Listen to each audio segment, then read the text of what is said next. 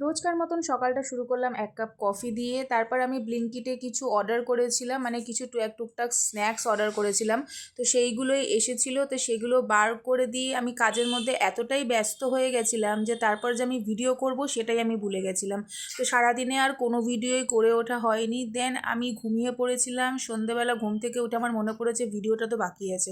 তারপর যাই হোক, আমি সুন্দর করে পরীর মতন রেডি হয়ে নিয়েছিলাম, কারণ আমার একটা শ্যুটের ভিডিও ছিল। বলো আমাকে কমেন্ট করে কীরকম লাগছে। তারপর শ্যুট টুট কমপ্লিট করার পর আমি আবার ভূতের মতন হয়ে গেছি।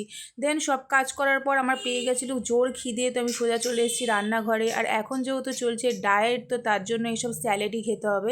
যেহেতু আমি কাঁচা সবজি খেতে পারি না, আমি তেলের মধ্যে একটুখানি ভেজিটেবলসগুলোকে সটে করে নিয়েছিলাম, সাথে পনিরগুলোকেও। তো এই হয়ে গেল আমার ডিনার।